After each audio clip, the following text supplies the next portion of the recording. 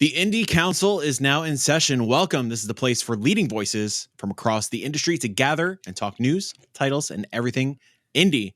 I'm your master of ceremonies. Once again, unfortunately, Mike Towndrow of 6-1 Indie.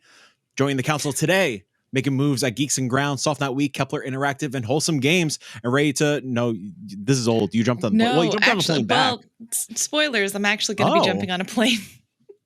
Again, I've had two surprise trips sneak up on me, so I'm traveling again in December and November. Jenny Wyndham traveling the world. Yep. Is the December one like it? Like, I feel like you've been traveling every single goddamn week this year. I swear to God. It's all fun stuff. December is going to TGA's, and fingers crossed, I'm actually going to be visiting the headquarters of my day job, which is Kepler Interactive, and that's in London. Sweet. I've actually never been, and I've worked there for 2 years, so I'm very excited about really cool. that happening. That's really cool. Yeah. I've always wanted to go to London. I'm very jealous. I have to admit, London's never really been on my list. I've always been much more like, I want to go to Japan and all that, but I am not complaining about a fun trip to see my coworkers. So. Yeah, that's great. And then, Janet, where's your thing? There it is. Pentapixel's creator and has seen on MinMax and Kind of Funny, Janet Garcia. Janet, hello. Hello, I'm back after also just a lot of random life things as well. So excited to be here and not having had played games actually very much, surprisingly. We're all curious about your spider powers, though. What has manifested since the bite? Yeah. So for those who don't know, I was bitten by a spider. This is not a meme. This is true. It's so tough being bitten by something when you work for Kind of Funny, where they're always joking that people get bit by snakes, like in the eye and in various parts, and that's why we're not on shows. Nothing has kicked in quite yet. The jury's still out, but yeah, and everyone's like, oh, well, how do you know it was like a spider? Because you didn't like see it happen or feel it happen. I'm like, I guess I don't know what it is. Something bit me and it was a negative experience. Nothing too deep, but like I don't even know how to explain what happened. It got like a little swollen and like maybe a little bit infected, and was given many different combinations of medications. And at a certain point, I'm like, I'm just going to go to sleep, and next week we'll be back and things will be kind of normal. So that's where I'm at. Janet, something I appreciate about our friendship is that we have things in common, but they're not like normal things. Yeah. Like, oh, we both like peach tea or something like that. Like, we both have suffered from gnarly spider bites. Now we share that connection now. I have it's not super visible anymore, but back in high school, I got bit by a fuzzy white spider and I have a scar on my chest from it. Wow. Too long, don't read. I ignored it for quite a bit. My body started locking up. By the time I went to the ER, the doctor was like, straight up was like, hey, if you waited another few days, you would have went into shock and died. So the healing process was rough. I had an Iron Man hole in my chest for like a week, which was pretty gnarly. I thought spiders were going to crawl out of me. I did think I was going to get powers because I was a dumb little child. Also felt like spiders were going to crawl out of me at one point, just because it was like, just like the vibes, you know what I mean? Only people that share our affliction will understand where I'm like, is this thing going to burst open? Happy I don't have any scope of knowledge along this experience. Yeah, no, it's definitely can get super gross. Like at one point, like I was telling my brother about it, and I had sent him like over like the stats with him, like, oh, here's like what it looks like now. Like I had to go to the ER, And he's like, don't, and I wasn't gonna post it to begin with because it's like one, a little too personal, two, very gross. But he's like, do not share this anywhere with anyone ever. And I'm like, should I not have sent this to you? He's like, no, it's fine. You're my sister, but like, don't show anybody this. No one needs to see this. This is so scary. Dude, folks are lucky it happened back in high school when Twitter wasn't a thing. I would have shared day-to-day updates with how decrepit I looked. Yeah, no. They're surprisingly powerful creatures. Yeah. It's gnarly. I have a question before we get into things. Jenny, when is it appropriate to put up festive holiday decor? Which holiday? The festive holidays. The holidays. The holidays. Like For Thanksgiving? me, it's always after Thanksgiving. Yeah. After Thanksgiving, For folks in the US, wait until after, like, if you really, really want to get going after you eat on Thanksgiving, but not before. I appreciate a little bit of separation between the holidays. Janet? I agree. I think that's a good time for it. Also, you know, you could fall decorations are a little whack, but I do, if I can, I put up like, I don't know, now we have leaves hanging from the, you know, like a little, like a There's leaf. leaves outside. Yeah, but like, not really. I'm in LA. It's like, there's not a lot of nature going on. Or, you know, you can put out like slightly different colored placemats for like the Thanksgiving decor. But yeah, I wait until after Thanksgiving for me, it's Christmas. So for the Christmas stuff to run amok. Yeah, I think gosh. So cute.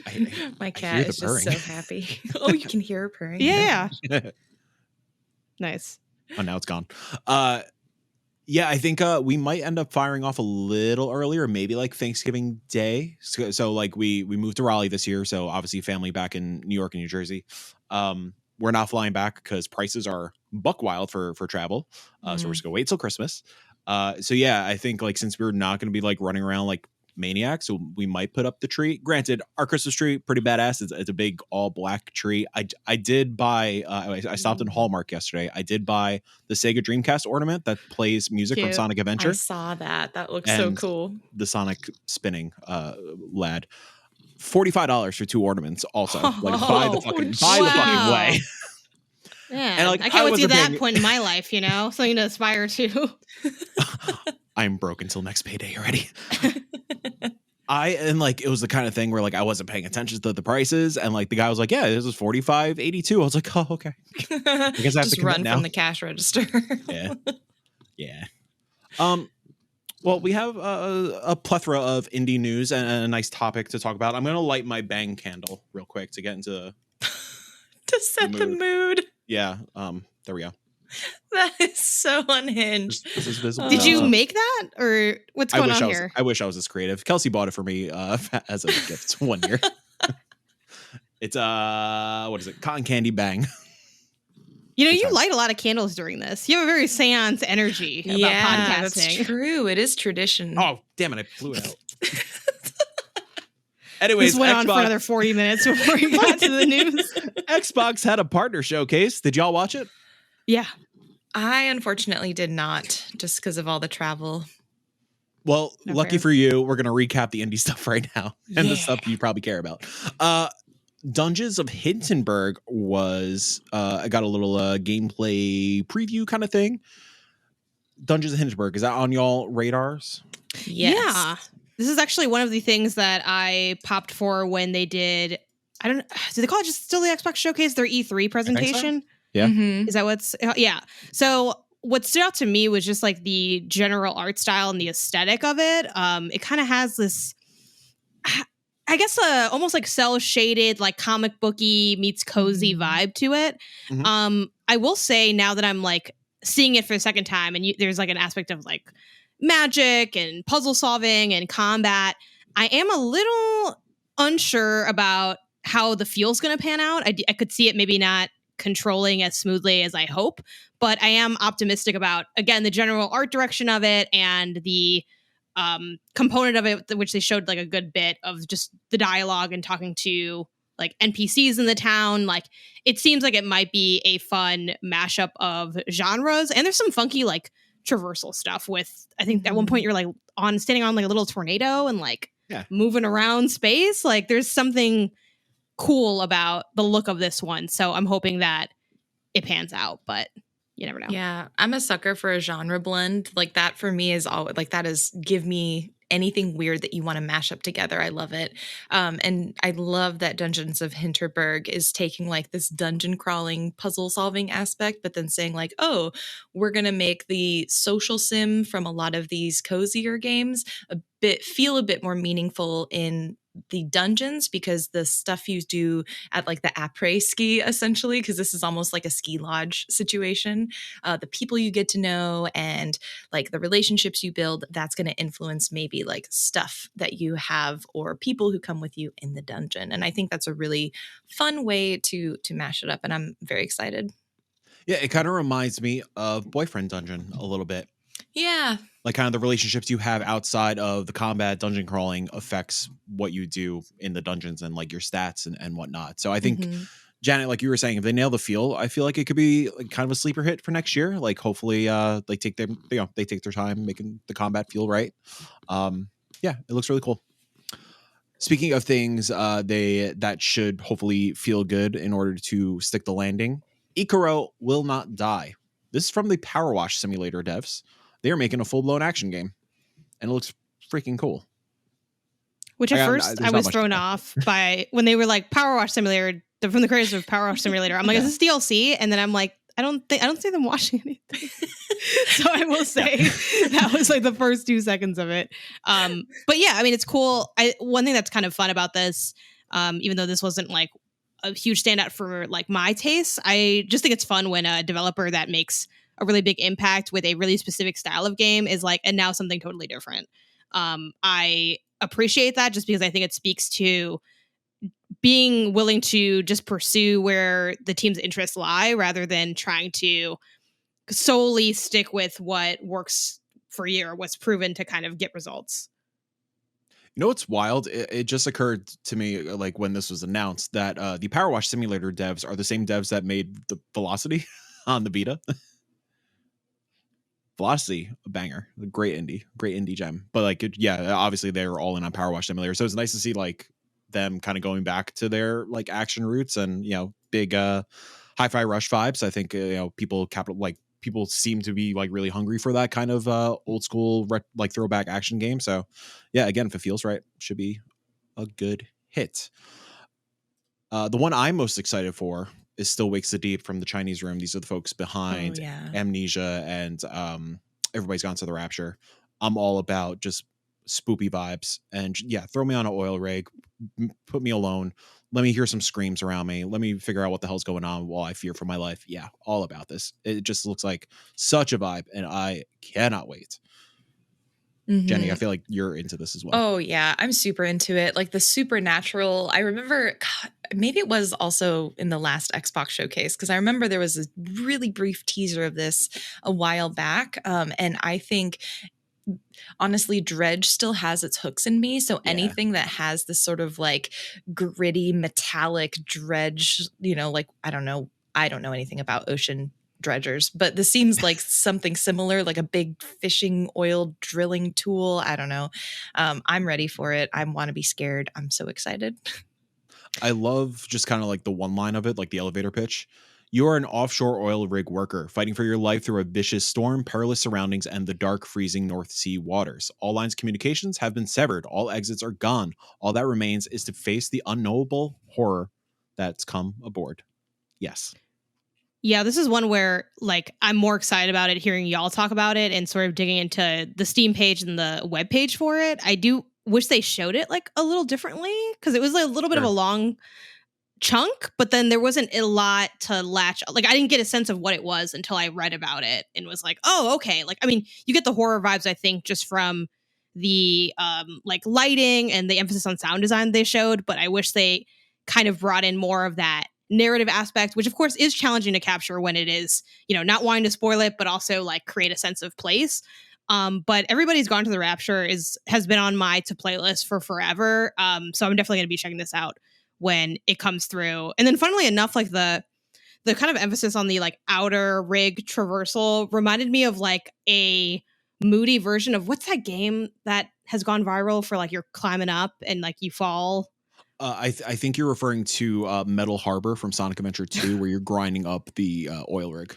Honestly, another thing it reminded me of was a moody version of that area in Super Mario Sunshine when you're on like with all like the towers and stuff. I'm like, oh, this is like Mario Sunshine if it was hyper realistic. But I know what game you're talking about. It's called Always Up or something. Oh, that one, yeah. The one where you're climbing. Yeah. Oh, okay, I thought you were talking about the horror game that's been going around TikTok. No, but what's that? That is Fears to Fathom Ironbark Lookout, mm-hmm. which looks gnarly as hell, and I really want to play it. Yeah, it does. Everybody's sharing the same clip of like they zooms in on the little cult guys, and everybody freaks out, and they start, it looks great. But yeah, I think it's called Always Up. But that was this year, wasn't it? Holy shit! It at least went viral this year. I'm not sure if it came out this year, but oh my gosh, God. Get me out of the fucking 2023. You know what I'm saying? Speaking of getting out of 2023, Spirit of the North 2 was also announced. Spirit of the North, one of those games I always see on sale, and I'm sure I own it on like 3 platforms at the very least. Never touched it, but apparently it was good enough and received well enough to warrant a sequel. So cool. Maybe I'll go back and check out the first one before this. I'm always down to play as a fox and a crow, two pals. Probably it's sad at some point. I don't know. I mean, yeah, it does give off the feeling like, oh, yep, at some point there's going to be something that happens between the two pals. One of them's going to get injured. I don't know. Yeah, you have to prepare for tears. I'm also down to try it, but it's one of those that I unfortunately keep putting back, like the first one. I'm like, oh, I should play it. And then I'm like, oh, but this came out, so I'll do that first and then I'll get back to it. And I always keep pushing back. But maybe with the second one, I'll have the opportunity to dive into the first. Yeah. And of course, a bunch of other like bigger stuff was shown, but they're not relevant to us. They're dead to us. Alan Wake, get the fuck out of here. Know what I'm saying? Who's Alan Wake? What's Ark? Alan Wake? Get out of here. Solid Snake? No, not about that.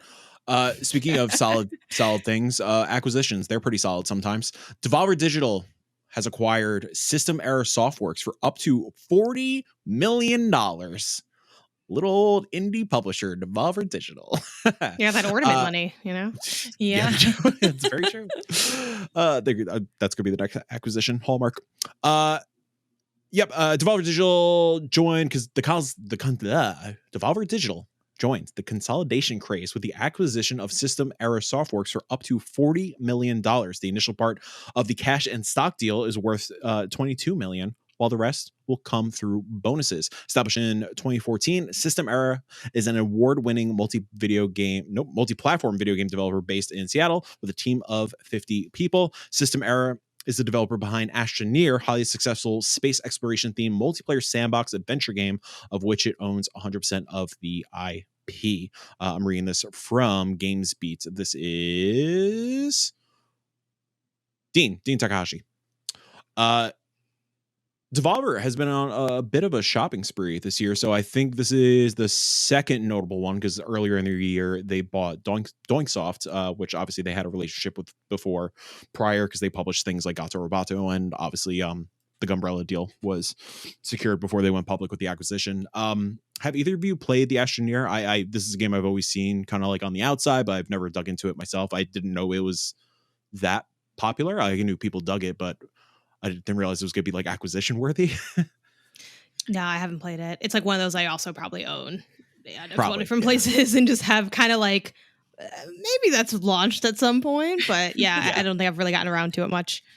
I have dabbled in it. My partner and I, we went through a mini stint a few years back, like around 2021, where we like spent a month playing Astroneer together. It's like really sandboxy and goofy. And I normally don't like space games or a lot of crafting games. He super digs both of those, but it was like a nice mix because Astroneer has the sort of forgiveness and coziness where I didn't feel stressed the entire time. It's quite forgiving as a game. And so we had a blast with it. And I can see why people like, there is a pretty strong community around that game. And I can see this definitely being a great acquisition, you know, really cool team and game to have on board. Excited to see like, you know, are they going to continue with the Astroneer stuff? I don't know what they're working on next. So we'll see.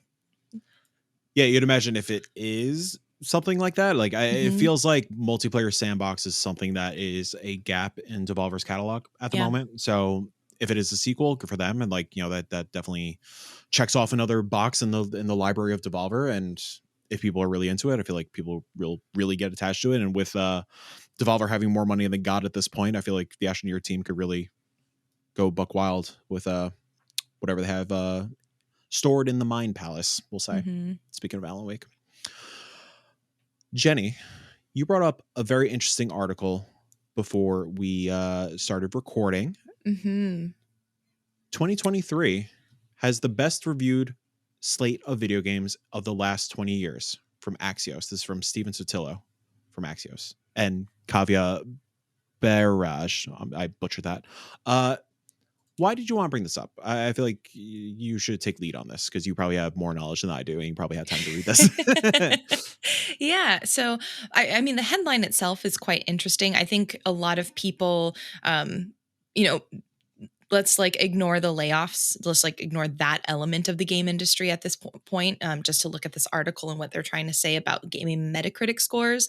Like in terms of Metacritic scores and like game experiences, this is probably one of the most highly acclaimed years that we've had in a very long time. In the article itself, they have this graph of how many titles by release year that scored 90 or more on Metacritic, and we have 25 so far this year, and we still got December and November ostensibly coming through, which is pretty significantly higher than most titles since like a long time, honestly. Like 2011 was maybe close, but ever since 2011, it's been on a sharp downward trend. And so what I think was really interesting is that this article pulled up some reflection points on why that may be. Why are games suddenly like all releasing and are all amazing according to these Metacritic scores? And one of which is they talk about the extended development time, especially related to COVID. We had a lot of delays related to just people having to adjust to work from home. And because of that, games were delayed for multiple years in a lot of cases. And so by having that much more time to just cook in the oven, these games, this article argues, perhaps had more time to get polished, to actually refine their loops and be better as a whole. I was also thinking, and after hearing, I forget what it was, I think it was an interview with like the Final Fantasy VII Remake folks, but how these teams, because they also worked together for longer, their relationships were stronger and they were better able to collaborate and work together, even among some of these work from home like trials and tribulations.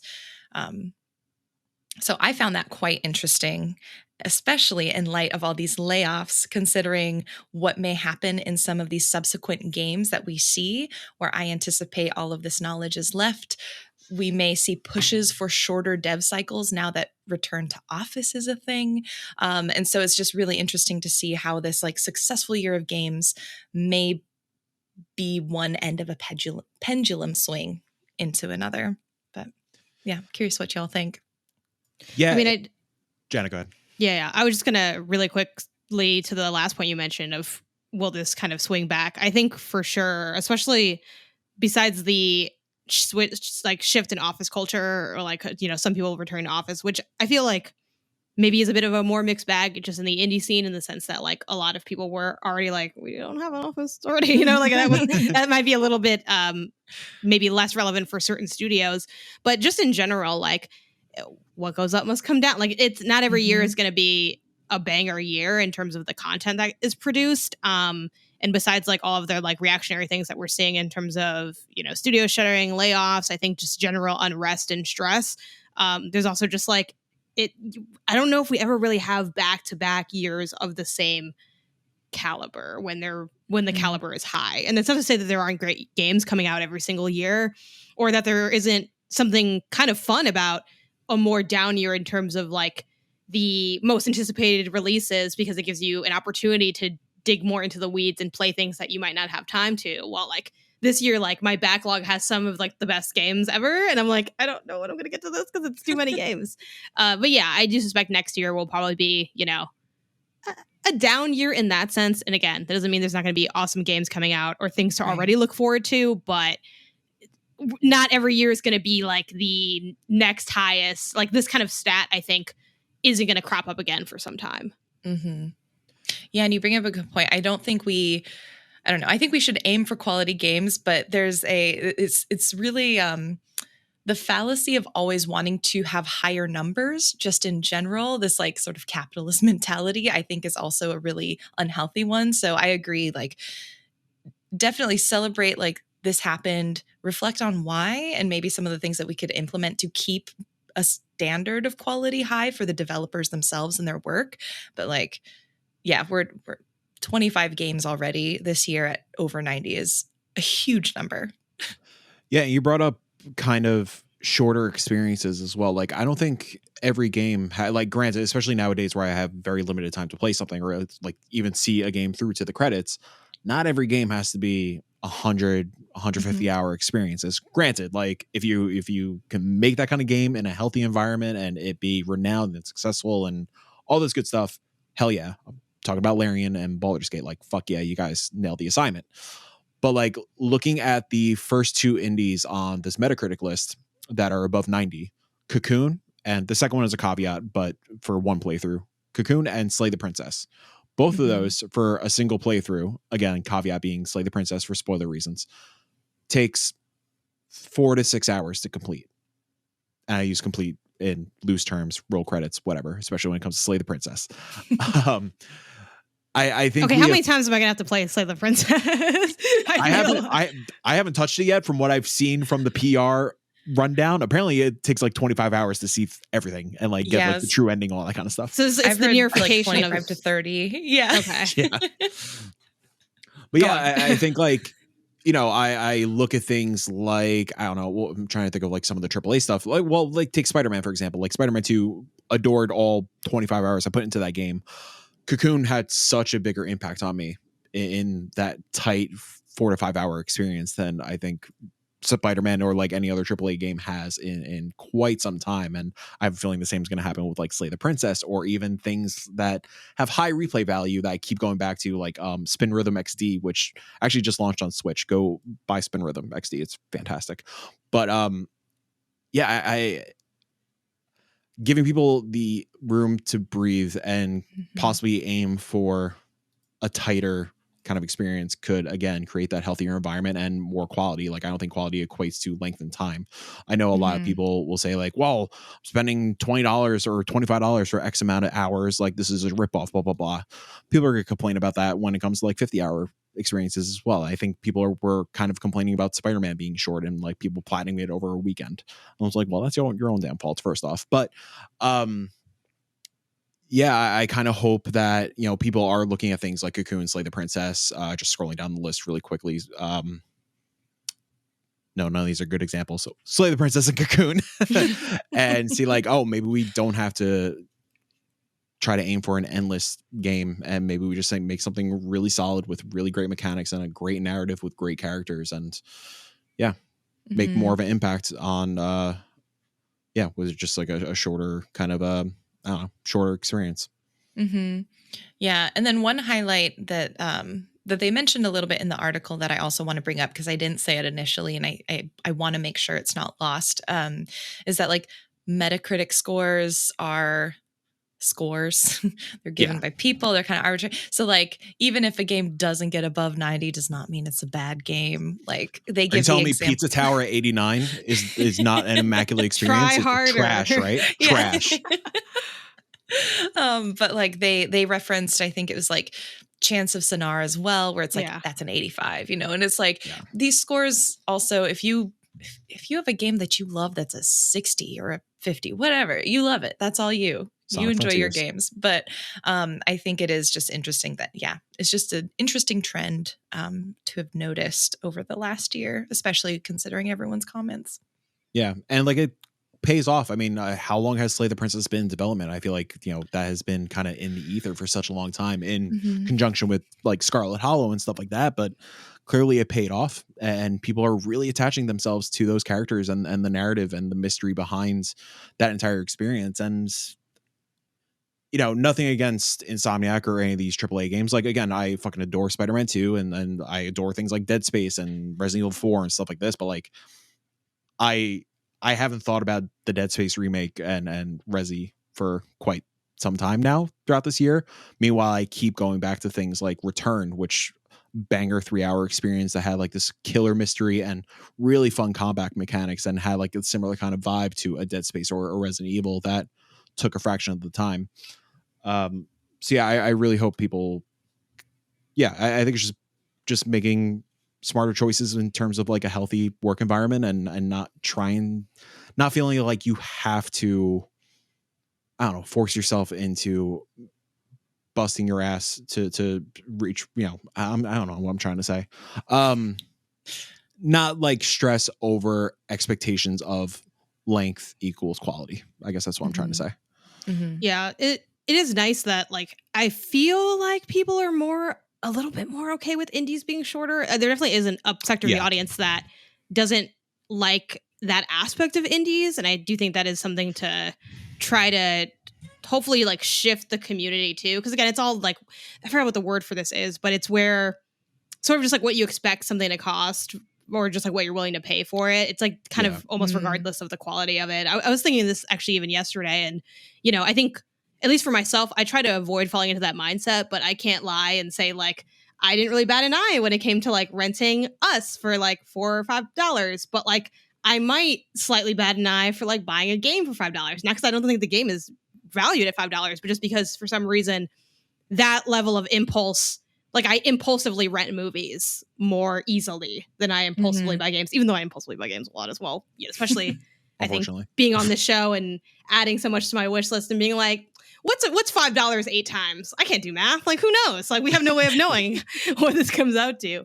But I think too, like to what you said, Jenny, with the development cycle aspect of it, and you know, different games are made in different ways, and what works for one studio might not work for another. But I think too, even just utilizing early access and betas can be a way to sort of have your cake and eat it too, in terms of the cycle, but also like getting a sense of the interest, building the community early. You know, we've mentioned on this show like so many times, like the importance of having community within your game and like really fostering that. And, you know, that's something that cuts across both AAA and indie, where a lot of people have talked about the success of Baldur's Gate 3 in relation to how long not just the development cycle is, but the way they had their like early access beta. And, you know, Dave the Diver had its early access period as well. And that was a game that I think a lot of people came out of nowhere, but I'm sure for the hardcore fans, they're like, oh yeah, we knew this was going to hit because we were there as they were building the banger that it became. And then suddenly, you know, again, it cropped up on Metacritic and everyone's like, oh my gosh, this game that maybe you wouldn't be aware of otherwise, you know, you now are kind of paying attention to, which I guess, you know, a little bit of a larger conversation, but I think that is at least somewhat of the benefit of scores. They are just numbers and they don't really mean a lot necessarily. And at the same time, they have like so much baggage to them. But the one nice thing is it might make someone pay attention when they otherwise may not have. So at least there is some aspect of benefit alongside the divisiveness that scores tend to create for a lot of people. Yeah, I'm curious, given Baldur's Gate's success and like kind of Jenna, what you were just talking about with like transparency. Like I'm curious if people start trying to follow that model, especially when they are going into a project that they know is going to take, you know, at this point, you know, 5, 6, 7 years. Like I think like for bigger experiences, that's realistically what we're looking at nowadays, just with expectations and just creativity and ambition. So I'm curious if we start seeing more projects go into an early access phase or start inviting folks to betas. Like I know a lot of indies, like not outside of the early access side, like they're just inviting folks to private betas and just trying to get that feedback and build that community and just get people playing the game as early as they can. Not everybody could achieve this. Obviously, like, again, take Spider-Man or like Wolverine or some of the like first party stuff. We'll never see something like that happen to a first party thing. I don't think. But yeah, I think it's that kind of equates to just player feedback and improving on things every step of the way before it's way too late. You know, I'm looking at, I just picked up Lunacid recently, which nice. just hit 1.0 the night, I think on maybe yesterday hit 1.0.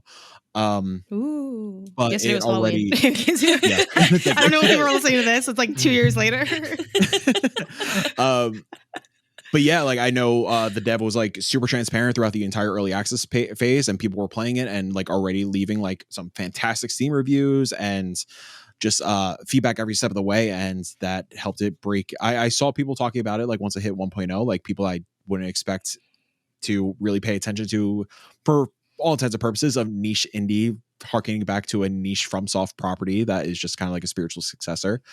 So yeah, I even things like Pseudo Regalia that like broke out quite a bit also, that like had a extended early access phase, and it's again a very short experience, but because of the transparency it was received incredibly well, and I think a lot of that has to do with the player feedback, and same equates to Baldur's Gate. I'm not a Baldur's Gate person, I have not played it, I'm just not my jam, but yeah, I'm curious if people start adopting that kind of transparency going into these long cycles.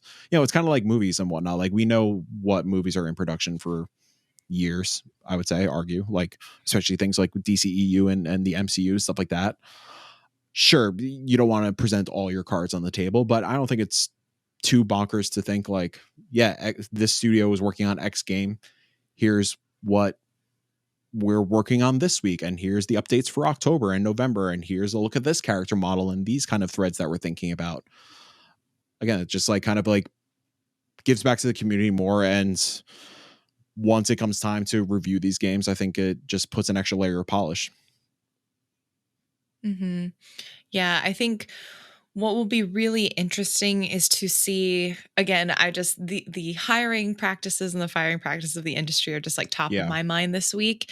And especially considering early access is such a highly community, like it is a community focused event essentially, and seeing how community managers, social media managers are often the first ones let go or considered not useful to studios because they're not directly related to like the programming of the game or like the art or, you know, sort of like the hard elements of the game. I'd be really curious to see if more early access becomes a trend. How does this perhaps hopefully shift the roles of community managers and folks who are community adjacent in these studios? Yeah, it's interesting. We'll see how the next year and years shape out. Obviously, like fucking fantastic year for video games in terms of the content itself, but it's a weird bag to talk about with how many awful situations we've been discussing on this podcast, and just having like a lot of friends have been dealing with and colleagues, and it's awful. So yeah, it's like a great year for gamers, but like not a great year for people that make the games. Like it's this weird sort of not necessarily disconnect, but sort of contrast that exists in the space. But I know people will keep going and people will proceed, like, you know, persevere through these situations because unfortunately, like, it's just what's necessary of it. And I think people have enough of a passion to push through it. But it is, I think, especially when we think about like what cycle is coming next, this year has been a lot of the groundwork that's being set up is bad. Like, you know, it is cuts, it's people being let go. And it's also, I think, people just getting discouraged. I saw a lot of, darkness coming from people that weren't necessarily directly affected by the massive waves of like layoffs and cuts that have been made, but their spirit is affected. And that's also like something worth, I think, acknowledging. So, it is tough when we talk about the idea of transparency and laying out like what things are to come, the idea of people that we don't know, we'll never know their work because their work started before it could really start. So, I'm hoping that we don't have this kind of year again, in a sense, even though the software has been obviously fantastic. And like looking at that list of Metacritic games from the indie side, there's at least like, I would say probably a dozen that range from 92 to like 79 or 83. And that's like so many, there's been so many like landmark indies this year, which I'm sure as we approach end of year conversations, we'll start to really like zoom out and look at how many, not just great indie titles there are, but like great sort of big name titles. Like, and Slay the Princess is like starting to get, that buzz now that it's out and people are playing it and talking about it. But, Cocoon, David Diversey, start like so many of these like projects, Humanity, like in any other year, there's usually only like, I don't know, 1 to 5 in like a more casual sense, people that don't follow the indie space as closely, where they're like, oh yeah, like we all played Tunic or we all played whatever, the thing that is showcased by maybe a bigger publisher or partner. But here there's like 12 of those, which is, well, I think wonderful for the space too. And that's like not even getting into the weeds of, Goobies and the other titles that we talk about here that aren't making necessarily those top of mind lists, but are still like fantastic titles. So there's a lot to dig into in the space from that sense, which is good, even though everything else is really bad. Yeah. Maybe we do that next week. I'm curious to hear what y'all think are going to be like the Jeff Keighley best indies category, because that is like an interesting like games for what do they call it? Games for change? So there's also games for change or games for impact. That games also for like impact, games for impact is what it is. Yeah. Because it's been like such an incredible year for indies, like, but I can't see things like, unfortunately, like just the way like things are.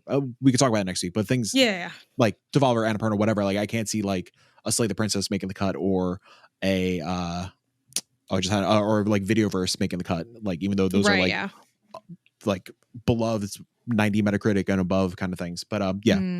We can talk I'd be about curious about like Sea of Stars, for example. Yeah, like something like that. Yeah, because I wonder. We'll talk about it next week. We'll talk about I'm like, the gears are already turning now. Yeah. That'll be fun.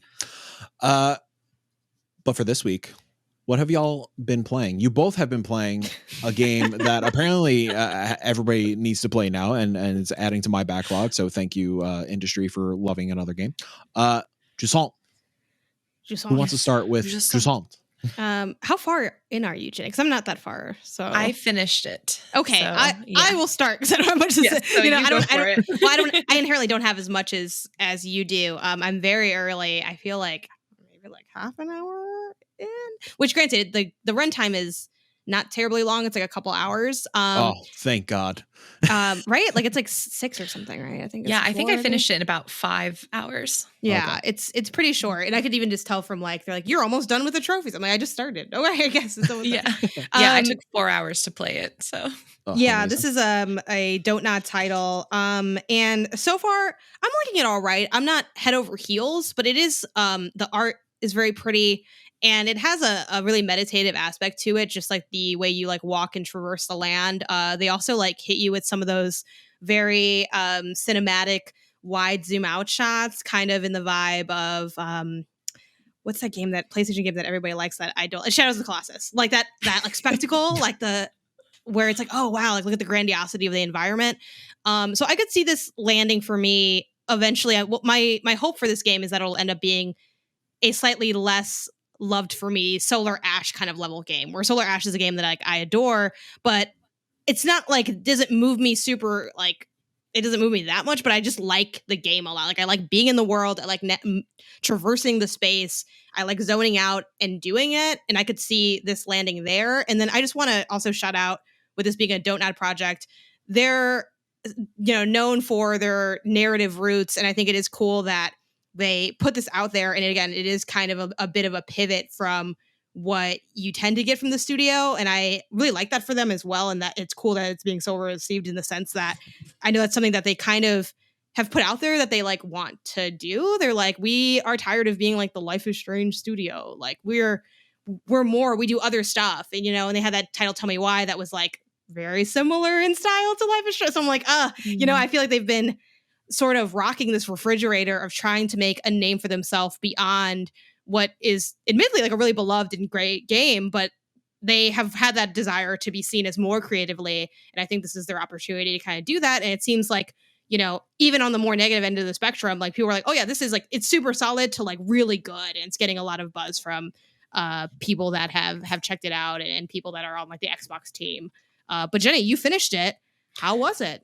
Yeah, I thought it was a really, really solid game. I think, is it like the greatest, it doesn't hit like the greatest tier for me, but it is a game I absolutely would recommend for folks to play. It's short enough that I feel really comfortable in being like, yeah, you should pick it up, because you can finish it in like 2 solid sessions if you're like hunkering down and climbing, and you will want to, because like you were saying, it's super meditative, where the climbing, I played it with an Xbox controller, and just using the triggers to like just move right and left feels so methodical and good.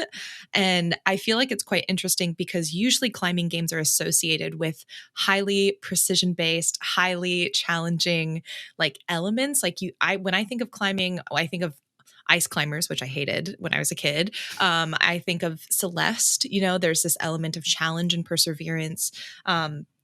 Getting Over It with Bennett Foddy, that is like, I'm not even going to get into it because I never played it, because it was like I did one session and that was it for me.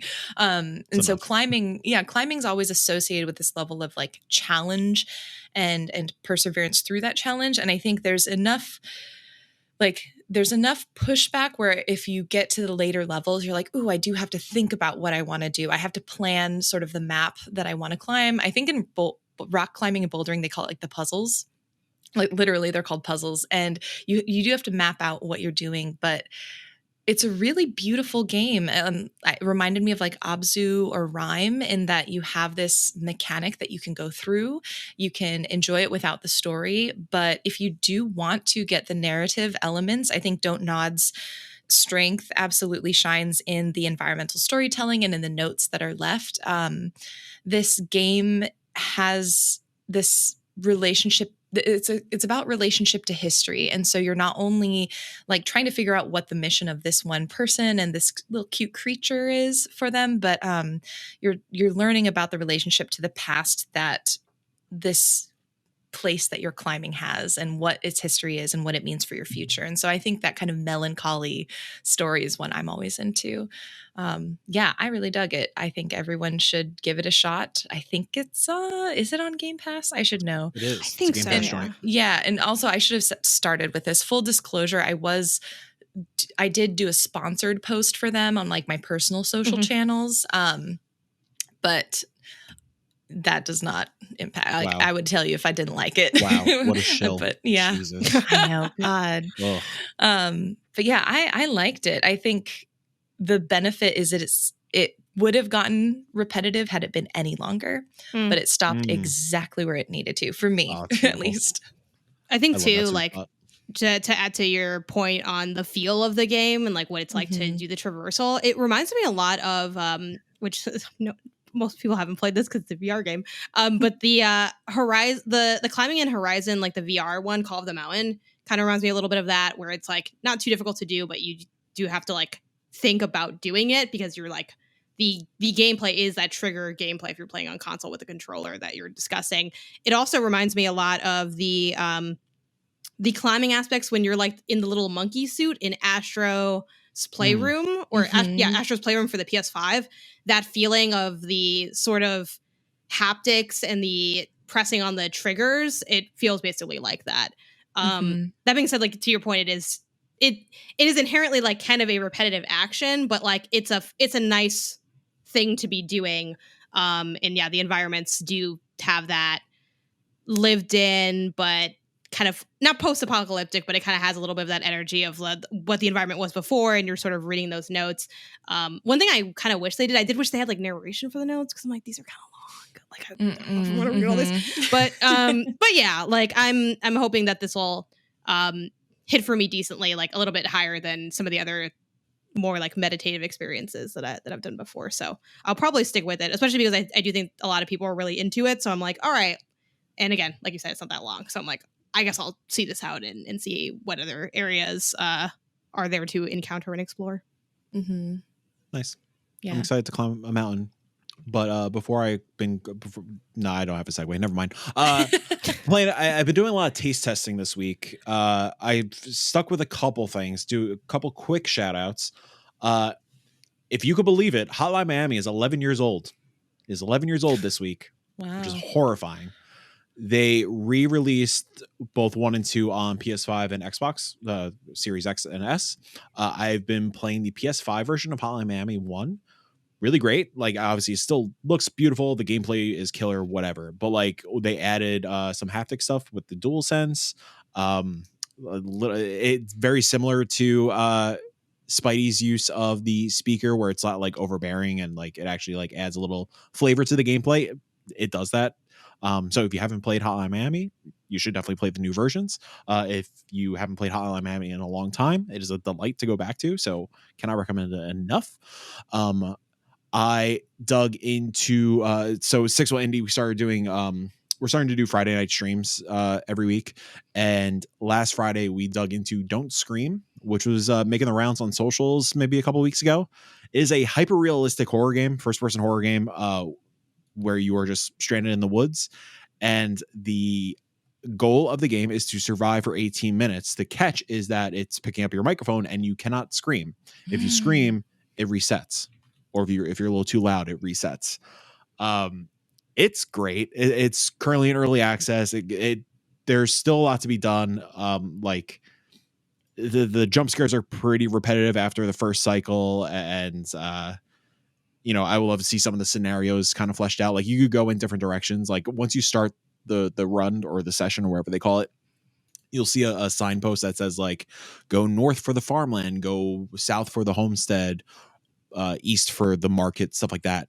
You could find like different areas and like explore them. Like, we found the house during one of our runs, and like the house was so awfully disturbing and horrifying in its own right, and very different than just like wandering the woods. So I hope to see like a lot of those areas get fleshed out and added more. But it's like a fun, like, especially on stream with friends that are trying to make you scream and freak you out. It's a really fun ride, and I cannot believe this is one of those video games like the environments are stunning. I think it's all made in Unreal 5, and like now I finally see like the power of Unreal 5. It's like fucking bonkers. Happy to report that my first run, I did make it to 18 minutes. Wow. Nice. Pro gamer. Well, so this is really like I'm looking at the screenshots now, and I thought it was like FMV or something. No, it looks like FMV. So like real. Looks good. Yeah, like some of the once you like see some of the character models and stuff, like it's definitely like you could tell it's a video game, but like just the environments are wild. Yeah, it looks like an old like it looks like Blair Witch, honestly, like an old VHS kind of look to it. Yeah, this is. I don't know how people make this. Like I can never. I know. I could never. So yeah, I'm excited to continue following the development and some of the updates and stuff. It's a great time. I can see they're bringing a lot of potential in that. But what I've been really pouring into, that's not a sentence. What I've really been pouring time into is Bleak Sword DX. This is from More 8-Bit, published by Devolver. Bleak Sword, the original, was an Apple Arcade joint, I think, at Apple Arcade's launch. And I dabbled in it a little bit, especially when I got like the backbones, and it was great on Apple Arcade. Over this past summer, I think it launched during Summer Game Fest. That's why I'm only getting to it now. They ported it to Steam and Switch, and they added some bells and whistles. They expanded the actual campaign a little bit. The elevator pitch for this game is that it's Souls combat, but in a stage structure that is very reminiscent of Mario. So like you are going world to world, and there is like world 8-1 that and you're just completing these little biome stages, just parrying, dodging, doing the whole Souls thing. And it's so damn good. The gameplay loop is so engaging. Like I don't want to put it down. It does the wonderful thing of like similar to like Hotline Miami. You die, you instantly restart the level, and you're back in. So like you never feel that that dread of like losing out on too much, or like having to backtrack too much, or having to go through a load screen, which is like, back when Bloodborne first launched, for example, like going through the load screen was such like a pain in the ass that like would make you want to quit and put the controller down. Yeah, it's just like the combat is so fluid. The game's style and look, like, I mean, given the developer's name, More 8-Bit, it's very much in this like one-ish, like hyper 1-bit style. These beautiful dioramas, like 2D sprites in a 3D plane, all black and white except for some of the flashes of red in terms of like some flames or blood or like heavy attacks. The game rules, and like I tweeted this out last night. It breaks my heart that like it had like little to no conversation around it, especially this version of the game, because it really is one of my favorite experiences of the year. Like I see like, yeah, it has like a very positive on Steam. Like people are definitely playing it, but like the fact that it launched during Summer Game Fest time, like I feel like it kind of took the wind out of its sails a little bit. So I urge people to check this out. It plays wonderfully on Steam Deck. It is such a great handheld game. I'm sure the same goes for Switch if you rather play it on Switch. Yeah, it's a great time. It's challenging. So like if you're not up for frustration to that level, patience is key. But yeah, it's a great time. Nice. Cool, y'all. Look at that short and sweet episode. Oh, sorry, Jenna. Go ahead. I do want to add. Yeah. I remembered one game I was playing just from you, like talking about the nature. Point P. No, Point P rules. Please talk about Point P. Why? Do you have Point P problems? Like, what's going on? Is there like I don't have Point P problems. Okay. What was the reaction then? Like, what's going on? Point P is I correlate Point P to like my paralysis demon, my sleep paralysis demon. You know. Is it because you like went? Is it because you're like not into Point P, or because you're too into Point P? Like, what's going on? There's like a history here, I think. I think like Point P was always my go-to for like long flights and travel time. And like I would always nod off while I'm playing Point P, and then I would start dreaming about Point P, and then all of a sudden like there's turbulence or something. I think that Point P is like hitting the back of the wing or something. Yeah. So Point P. God, when did this come out? It came out a while ago. Like, is it 2 years? I don't know when this first came out, but it can't be that long ago because it was on Netflix Games, which isn't that old of a service, but Point P is funnily enough, I didn't realize it was a Devolver Digital game or associated 2022. game. Yeah, really? Wow. Yeah, apparently. Nah, yours are long because I feel like Point P. I feel like I grew up with Point P. So anyway, if quick little description, just like when you Google it, yes. the new game follows a little tiny fella named Point P. Yeah, so we should probably explain what this game is because if you know Point P, you need no introduction. If you don't, you just hear us saying Point P a lot because it is fun to say and it is fun to play. Point P is a it's from the creator of Downwell. So instead of going down, you're going up. So it's a vertical climbing game. Again, another climbing game, oddly enough. Yep. Like a climbing platformer situation. One hand touch controls. It is ridiculously intuitive. It is a lot of sort of either bouncing off walls or sliding across objects or bouncing off enemies. Your goal is to you'll have like different fruit that you need to get. It's kind of like you're making smoothies. They'll be like, oh, you need like one with 2 apples. And then you get like 2 apples and then you can continue to rack up points more. There's a sort of the progression system's based on like the points to a degree. So you can like kind of inadvertently grind. Like you have like different goals to maybe hit to like reach new areas of the game.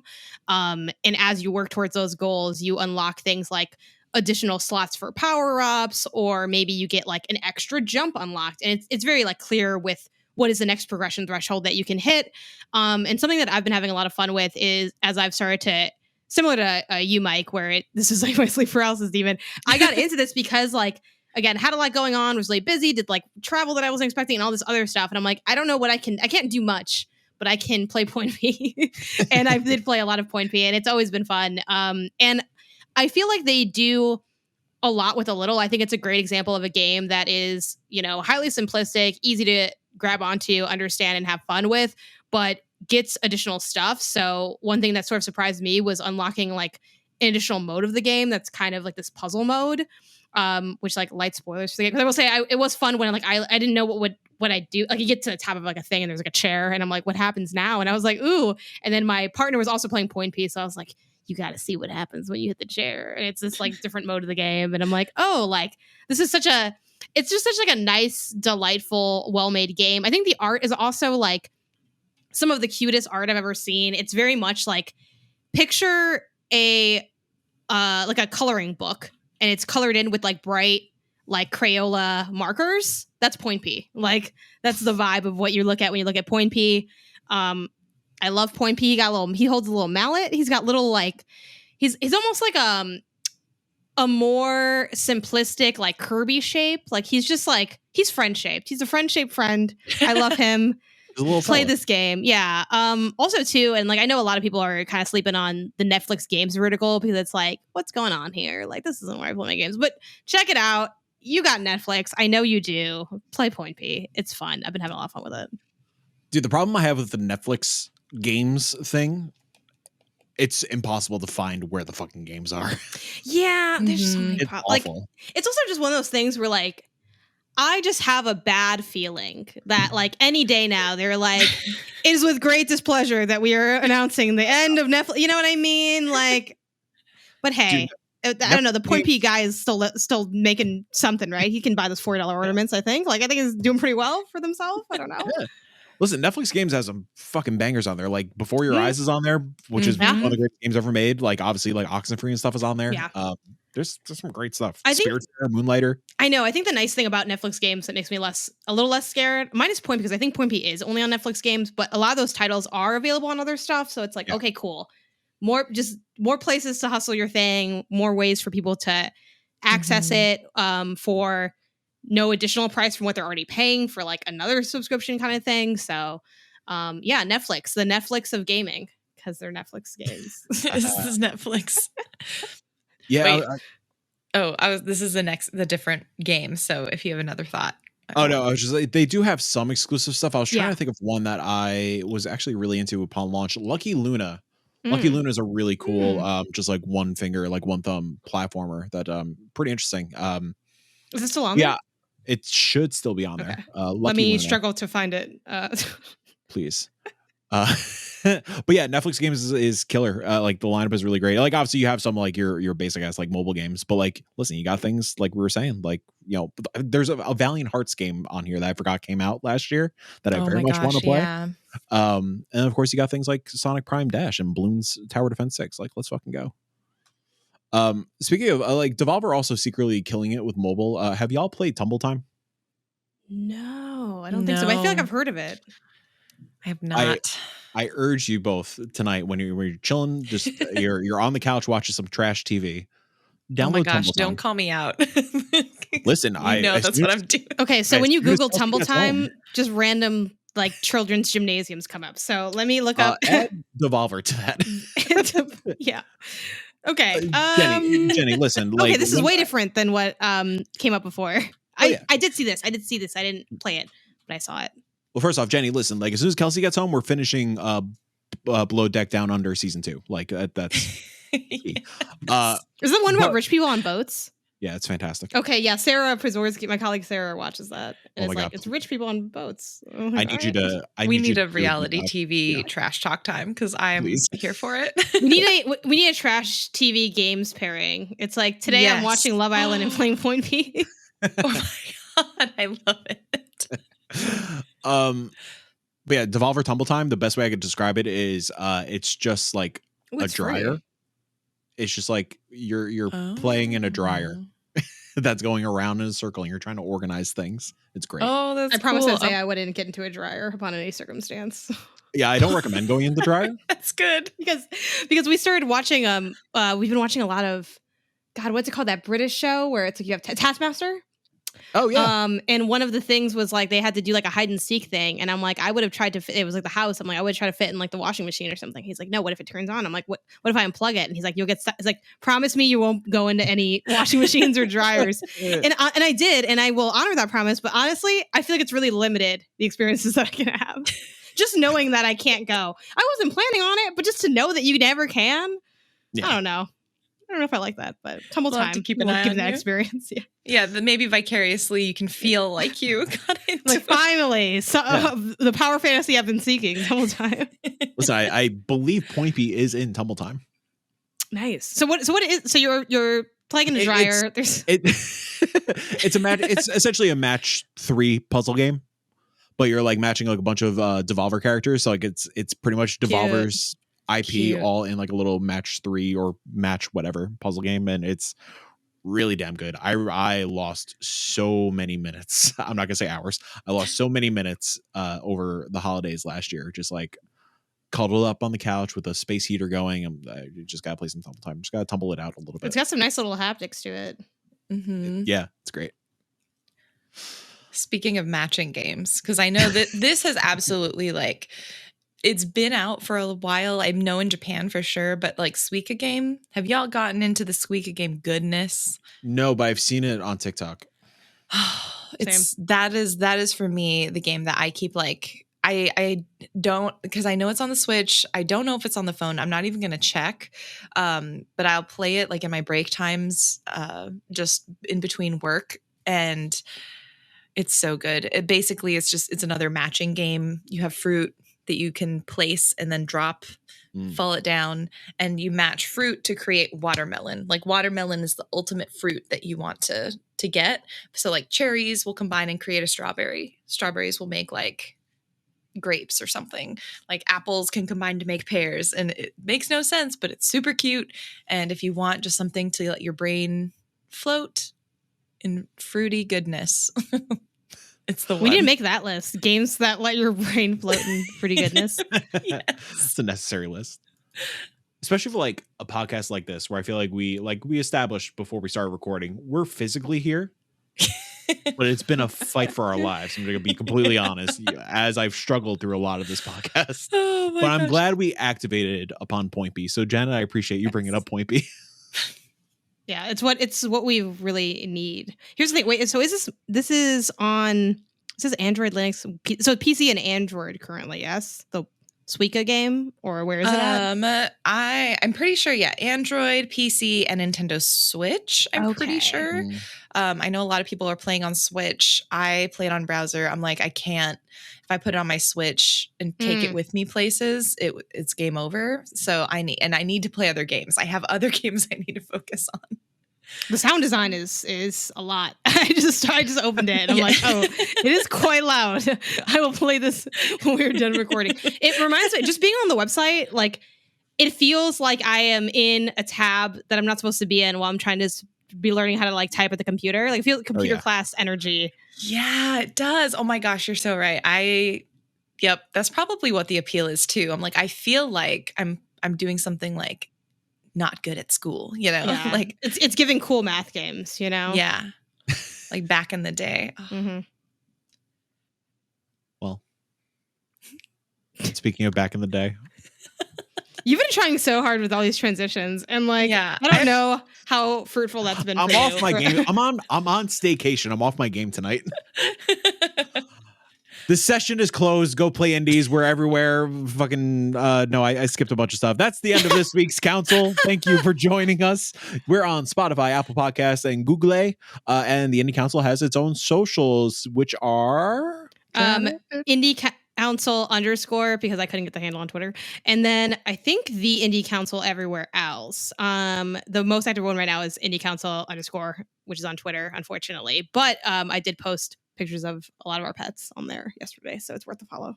Yeah, Jenny, you need to get Janet your pet pictures. Oh yeah, did you dress up your cats? I didn't, but that's because Scrambles refuse. He does not get dressed up. Scrambles doesn't sound like the cat. Yeah, that's the thing. You're too nice to your cats. You gotta just. You think my cat wanted to be a hot dog? She looked miserable. Miserable. And I'm so sad too because I put her in the costume and I forgot to record her because she always runs for her food, and I was like, oh, the way that hot dog ran to the food, amazing. And I can put her in at any time, but it's not the same. So maybe I'll do it tonight before she eats. Get my content. I was like, look, you don't work. You gotta something here. Earn your keep. No, I have really cute pictures. I just bought the fluffiest cat bed, and I need to go buy another one because they both are trying to vie for it now, and it is causing a bit of tension in the siblings. So, because they don't like to sleep next to each other, so I have to get 2 separate cat beds now. But yeah, I'll send some cute cat bed pictures. Sweet. I forgot I wanted to bring up one little treat before we close out because we talked a lot about the Cosmic Wheel Sisterhood in previous podcasts. I went to a retro game flea market for it was a spoopy themed flea market here in Raleigh. And I came across the special reserve edition of the Red Strings Club. And I picked it up. Cool. Yeah. Is that a steel book or is it Let's open it. Vamp while I struggle. Yeah, that's the thing. As soon as you started, I just knew. So right now, for audio listeners, he's bitten into the plastic. Now he's going with scissors, which, oh my gosh. Next the question, did he need to bite it at all if he was just going to go to the scissors? Maybe he just likes the taste. Mike, please don't interrupt our vamping. Please focus on your task at hand. Thank you. Also, I love the way he's holding the scissors like it's like an X, but he's holding kind of like midway through. Oh my god. Yeah, I don't think that's what is happening. He's taking it off camera because I think he doesn't like the narration. It's mostly open. It's not. He's pulling it. Has any okay, there we go. The plastic has come off. Yeah. I don't want to be too descriptive because I don't want to. Oh, there's a what? Okay, the candle. You've set a lot of things on fire on this show, Mike. Yeah, that's on par for my lifestyle. I set my neighbor's lawn on fire once. He wasn't happy about that. No problem. No steelbook. Thank you for no follow-up questions with that one. No steelbook. Yeah, the normal game. But we got coasters. Oh yeah, coasters. That's finally cool. A place for your drink. Yeah, the Bang candle. The Bang candle. Yeah. Look at that. Wow. Stunning. I wish y'all could experience what I'm experiencing right now with this Bang candle. Yeah, so just game and coasters. That's all we got for you. Nice. And I think there's a book in here. There is a book in here. Oh no, it's a print. It's a print. That's cool. Yeah, if y'all haven't played Cosmic Wheel Sisterhood, oof, that is speaking of good games this year. Speaking of good games. I know I have it. I still need to get to it. I have so many that I need to get to off this list alone from these titles, but Even on the physical side of things, like I just got the alert that Little Gator Games physical edition from Super Rare Games is selling out. Like, that game is so good. That game is so good. So good. That has a steelbook from Super Rare Games. I get all these companies confused. They got a lot of. Tell me these things. I don't have the pocketbook for it. They got a lot of merch. They also have they made a plushie at one point. I know. It's a little gator. Mm-hmm. The steelbook comes with a little gator magnet for your fridge. That's cute. That's cute. Or wherever you like to stick your magnets. I don't know. You do you. Anyways, the session's closed. Go play indies.